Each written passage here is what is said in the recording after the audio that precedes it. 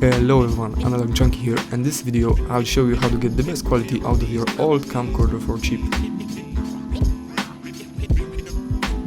This is my Sony VX2100 Tapeless setup.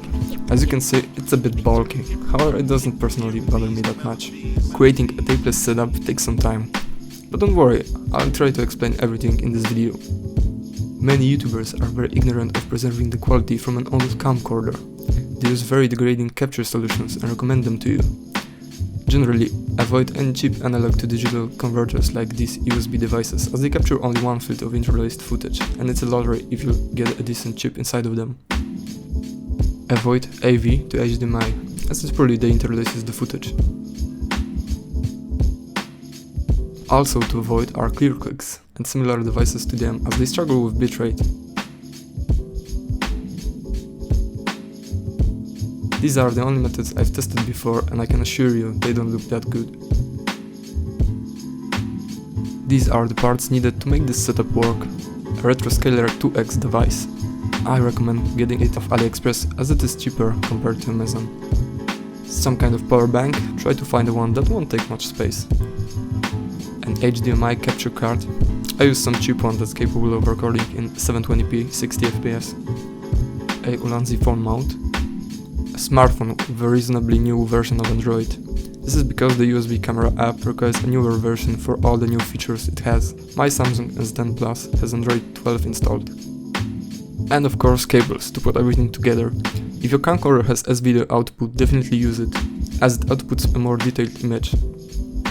I will try to find links for the best matching products, as I got most of them from an online store that's only here in Poland. To put everything together, I used a double-sided tape with a tiny amount of super glue.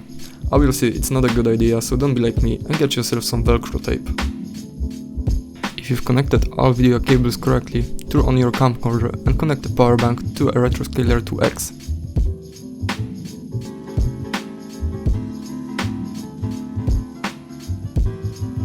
Connect your smartphone to an HDMI capture card and open USB camera. Here you should already have a signal from your camera. Head to video format and change the settings as shown here. The FPS should be set according to your camera region. Mine is from PAL region, so it's set to 50 FPS, but if yours, for example from United States, it should be set to 60.